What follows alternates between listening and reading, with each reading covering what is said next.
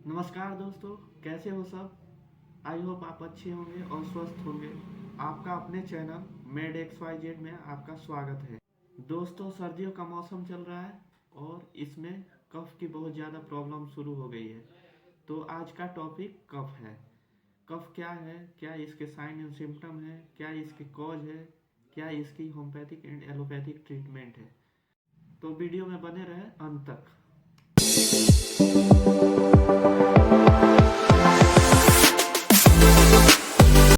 दोस्तों, कफ एक respiratory infection है जिसमें हमारे श्वसन मार्ग में म्यूकस का एक्यूमुलेशन हो जाता है या सर्टेन टाइप ऑफ एलर्जी, जैसे किसी किसी को डस्ट या स्मोक से एलर्जी होती है, उसको ये प्रॉब्लम शुरू हो जाती है। इसमें गले में खराश, फीवर, हेडेक और खांसी का आना शुरू हो जाता है। On the basis of duration इसके दो प्रकार हैं, एक्यूट कफ, क्रोनिक कफ।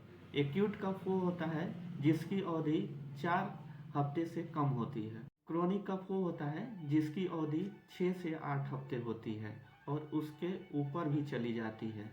दूसरा कैटेगरी म्यूकस के डिस्चार्ज के आधार पे होता है। तो म्यूकस के डिस्चार्ज के आधार पे दो प्रकार की कफ होती है।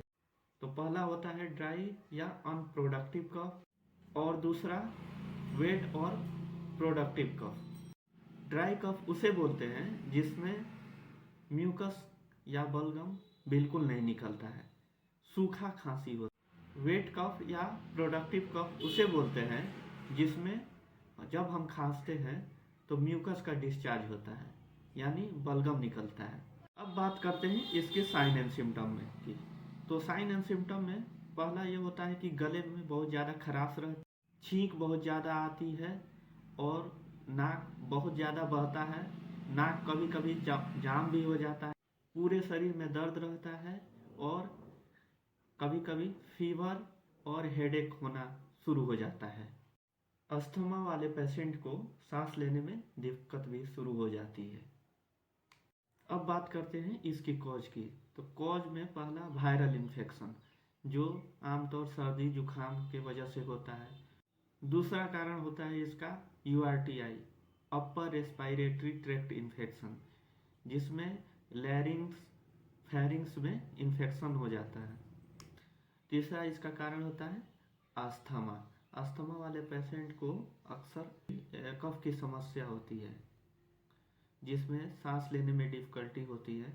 तीसरा इसका इम्पोर्टेंट कारण है ब्रोंकाइटिस। ब्रोंकाइटिस में ब्रोंकियोल्स में इन्फ्लेमेशन आ जाती है। इसका एक कारण एलर्जी भी होता है, जैसे किसी व्यक्ति को डस्ट स्मोक वगैरह से एलर्जी हो जाती है, उसके कारण कफ की समस्या हो जाती है और खांसी आने लगती है। इसका एक और कारण GERD, gastro oesophageal reflux disease है, जिसमें स्टोमक का एसिड फूड पाइप के अंदर आ जाता है, जिसके कारण खांसी की समस्या शुरू हो जाती है। आज इस वीडियो में हम सिर्फ ड्राई कफ के बारे में जानेंगे, जिसमें म्यूकस नहीं निकलता है, बलगम नहीं निकलता है। वेट कफ का अगले वीडियो में हम डिस्कस करेंगे। अब बात करते हैं इसकी एलोपैथिक ट्रीटमेंट की। इसमें रेस्पिरेटरी इन्फेक्शन के लिए 3 एंटीबायोटिक मेनली यूज होता है। उसमें पहला होता है एमोक्सिसिलिन 500 mg, जिसका सर्टेन ब्रांड होता है वाइमॉक्स 500। दूसरा होता है एजिथ्रोमाइसिन 500 mg, जिसका सर्टेन ब्रांड है AG 500 या एजिथ्राल 500 mg। तीसरा एंटीबायोटिक है एमोक्सिसिलिन 500 प्लस पोटासियम क्लेवनेट 125 mg, जिसका सर्टेन ब्रांड है क्लेवम 625, अगमेंटिन। इन तीनों एंटीबायोटिक में से कोई भी आप एक एंटीबायोटिक यूज कर सकते हैं। अब बात करते हैं इसकी डोज की। तो वाइमॉक्स 500 mg आप सुबह शाम यूज कर सकते हैं अकॉर्डिंग टू सेवरिटी ऑफ।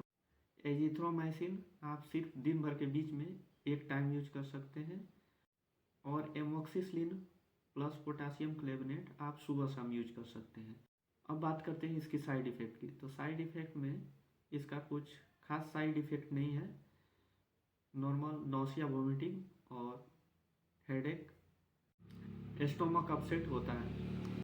किसी व्यक्ति को सर्दी और उसके साथ बुखार भी बहुत ज़्यादा होता है कफ के साथ, तो इसमें आप सीना रेस्ट यूज कर सकते हैं।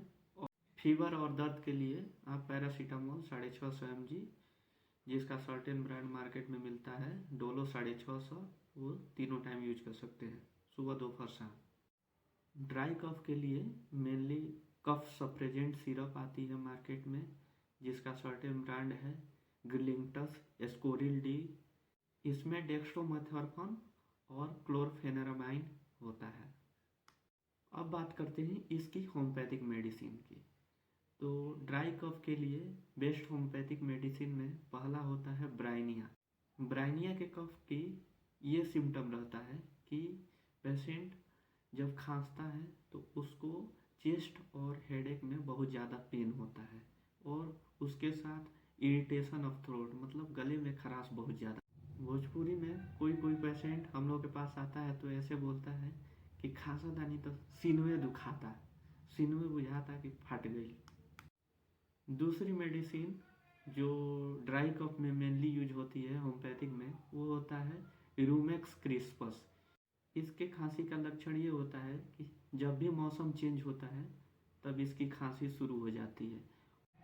उस समय की सबसे बेस्ट मेडिसिन है रूमेक्स क्रिस्पस। इसको 2 बूंद सुबह, 2 बूंद दोपहर, 2 बूंद शाम को यूज कर सकते हैं। थर्ड मेडिसिन जो ड्राई कफ में मेनली यूज होती है वो होती है ड्रोसेरा। ड्रोसेरा की खास लक्षण ये होती है कि इसका खांसी रात को बहुत ज़्यादा हो जाता है, मतलब जब हम सोने जाते हैं तो रात को बहुत ज़्यादा इसकी खांसी शुरू हो जाती है। पेशेंट सही से सो नहीं पाता है, जब भी वो सोने जाता है तो खांसी उपड़ जाता है। चौथी इसकी बेस्ट होम्योपैथिक दवा है वो है बेलाडोना। बेलाडोना की खांसी का लक्षण ये है कि इसका खांसी चाहे दिन हो या रात हो, हमेशा इसकी खांसी आती रहती है। ड्राई कफ के बारे में जो भी इम्पोर्टेंट इन्फॉर्मेशन थी हमने आपसे शेयर की है। उम्मीद है आपको वीडियो अच्छा लगा होगा तो लाइक कर दीजिए, शेयर और सब्सक्राइब कर दीजिए वीडियो को, और बगल में बेल आइकन का बटन है उसको दबाना ना भूलें, ताकि जब भी मैं वीडियो बनाऊं आपको नोटिफिकेशन मिलता रहे। तो अगले पार्ट में हम वेट कफ और प्रोडक्टिव कफ के बारे में जानेंगे।